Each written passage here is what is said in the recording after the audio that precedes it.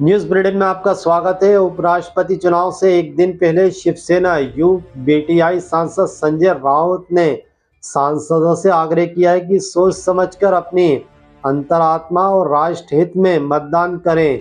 दरअसल उन्होंने एक इंटरव्यू में कहा है कि पूर्व उपराष्ट्रपति जगदीश धनखड़ की सार्वजनिक रूप से उपस्थिति नहीं होने पर भी कई सवाल खड़े किए हैं। यूपी की राजनीति में हाशिए पर खड़ी नजर आ रही है, तो वहीं बीएसपी बहुजन समाज पार्टी में नई जान फूंकने की तैयारी शुरू कर दी है।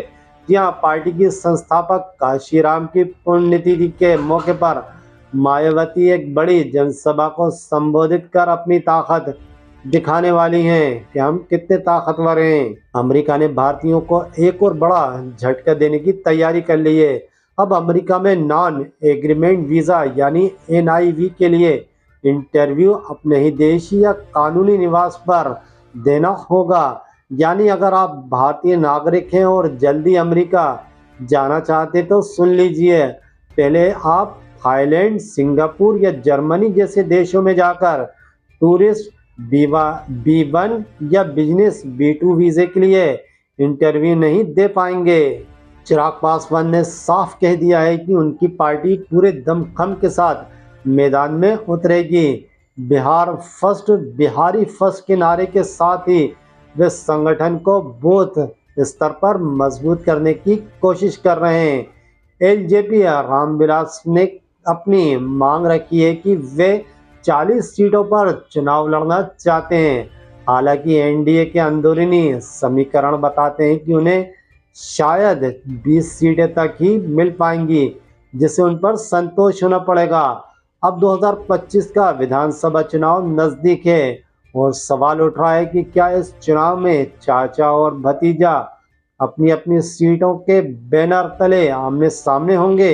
कांग्रेस महासचिव और प्रचार प्रभारी जयराम रमेश ने प्रधानमंत्री नरेंद्र मोदी की 13 सितंबर को मणिपुर यात्रा की आलोचना करते हुए उसे राज्य के लोगों का सीधे तौर पर अपमानी बता दिया है।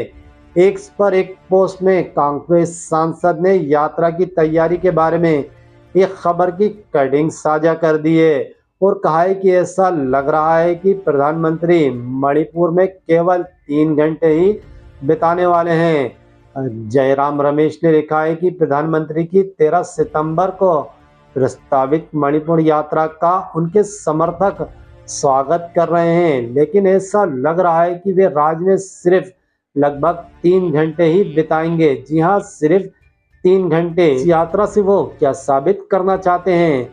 उत्तर प्रदेश की राजनीति में एक पोस्टर वार का दौर तेज होता जा रहा है। सत्ता पक्ष और विपक्ष के नेता एक दूसरे पर हमला करते नजर आ रहे हैं और अपनी बात जनता तक पहुंचाने के लिए पोस्टर का सहारा ले रहे हैं। राजधानी लखनऊ की सड़कों पर लगे पोस्टर ने राजनीति का पारा और भी बढ़ा दिया है। इस पोस्टर के जरिए भारतीय जनता पार्टी सरकार को आड़े हाथों लेते हुए किसान और नौजवानों का मुद्दा बराबर उठाया जा रहा है। साथ ही सापा प्रमुख व पूर्व मुख्यमंत्री अखिलेश यादव को उम्मीद बताते हुए 2027 में PDA की सरकार बनाने का दावा भी किया जा रहा है। ऐसी न्यूज़ें देखने के लिए हमारे चैनल को आप सब्सक्राइब करें।